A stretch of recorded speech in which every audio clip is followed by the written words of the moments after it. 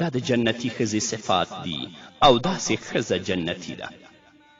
اما هغه ښځه چې خاوند ورته یوه خبره وکړي او هغه یې په مقابل کې درېږي، خاوند ته 20 خبرې کوي، دا کله هم جنتي نشي کیدلی. محمد رسول الله صلی الله علیه وسلم په خپله دې حدیث کې د جنتي میرمن او د جنتي ښځې څو صفات بیان کړي. لومړنی صفت یې ودود، ډیر زیات خاوند سره محبت کولو والا.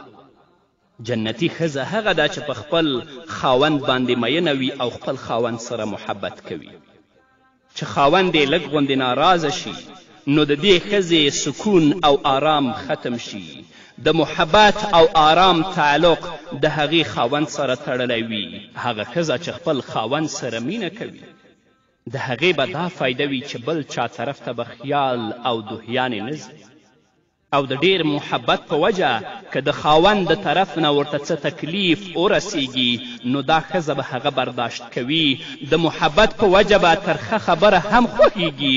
د محبوب د طرف نه رسیدونکی تکلیف د محبت په وجه نه محسوسیږي چې د هغې په وجه د کور نظام ډیر ښه کیږي. هغه خور چې خپل خاوند سره مینه کوي نو سخت مزاجه سړی هم د خپلې میرمن د محبت او د مینې نه متأثره کیږي. نو هغه ښځه او هغه میرمن چې خپل خاوند سره مینه کوي، محمد رسول الله ویلی دی چې دا ښځه جنتي ده. دویم صفت ولود، زیاتو بچو راوړلو والا ښځه.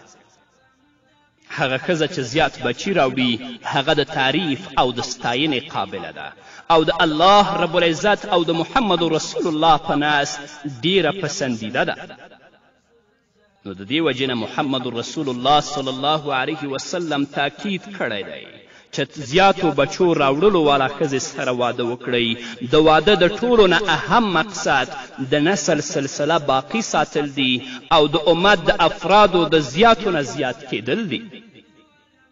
د دې نه دا معلومه شوه چې څوک بچي نه غواړي یا د کم نه کم غواړي، د دې دپاره چې عیش او آرام ورته میلاو شي او د بچو د پرورش او د تربیت مشقت نه بچ شي، دا د الله رب العزت او محمد رسول الله صلی الله علیه وسلم په نزد ډیره ناخوښه خبره ده.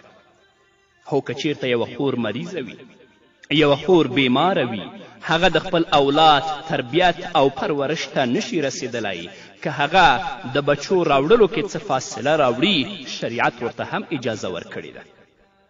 عموما د غربیانو دا مزاج دی چې هغوی بالکل بچي نه غواړي یا د یو او دوو نه زیات نه غواړي، د دې دپاره چې د هغوی په عیش او آرام کې خلل نه وي، په سیر او سیاحت کې آزاد اوسي.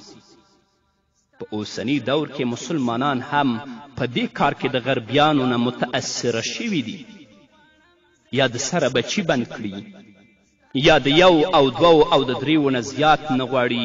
او حال دا چې کله محمد رسول الله صلی الله علیه وسلم د جنتي ښځې صفات بیانوي، محمد رسول الله فرمایي ودود ولود.